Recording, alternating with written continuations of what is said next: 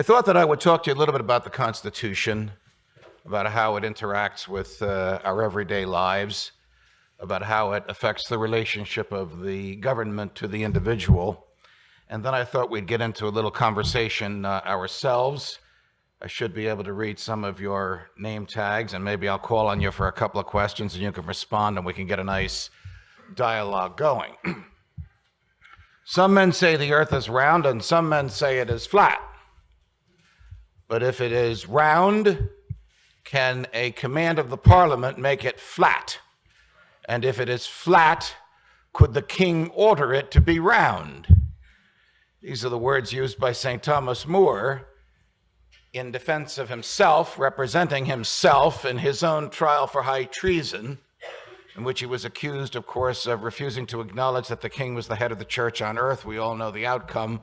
The government separated his head from the rest of his body. But when he was making this argument to the jury, he was, of course, appealing not only to their common sense. Of course, the parliament couldn't make a round earth flat. And of course, the king couldn't make a flat earth round.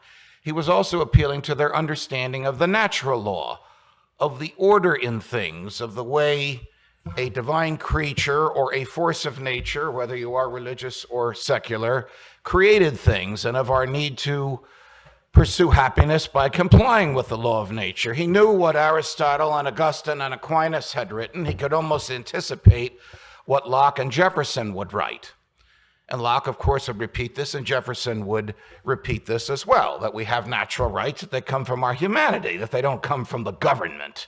At least those were the arguments that were made by these wonderful people who advanced this argument of the natural law.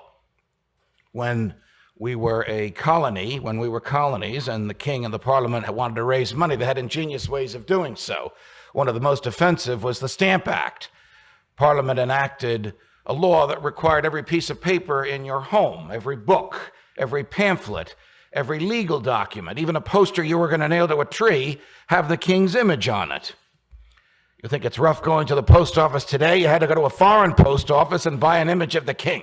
Question: how did the king and the parliament 3,000 miles away know if you had in your home the king's image on every piece of paper?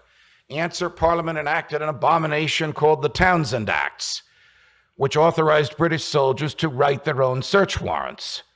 So a British soldier would show up at your house and knock on the door and hand you a piece of paper in which he had authorized himself to come in, ostensibly to look for the stamps.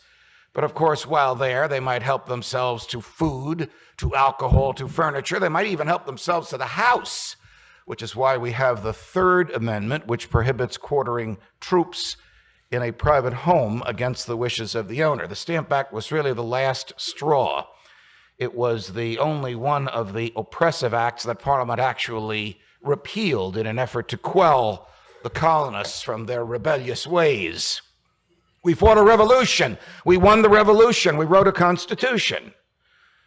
In 1787, they had a great debate, and the debate went back to what More said at his trial and what Locke had written and what Aristotle, Augustine, and Aquinas had written. Where do our liberties come from? Do they come from our humanity, or do they come from the government? Hamilton and the big government people at Philadelphia in 1787 said there can be no freedom without government. Government protects freedom, and government knows when to restrict it and when to expand it. And as long as the government is subject to the will of the people, as long as the majority rules, freedom will be safe. Jefferson, who wasn't there but argued through Madison, and Madison directly argued that this was nonsense, that our freedom comes from our humanity, that our right to think as we wish, to say what we think, to publish what we say, to worship or not to worship, our right to defend ourselves, our right to keep and bear arms, our right to life, to liberty, to the pursuit of happiness, our right to be left alone. After the right to life, that's my favorite, the right to be left alone, that these rights come from our humanity.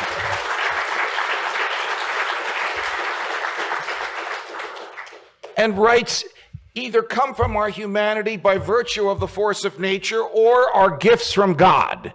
As he created us in his own image and likeness, as he is perfectly free, we are perfectly free. The argument went back and forth. If you read Madison's notes, if you read Max Farrand, if you read any of the standard works which quote the debates in Philadelphia, we didn't win all those debates. We have a Constitution that does have a Bill of Rights in it. It doesn't grant power. It restrains the government from exercising power.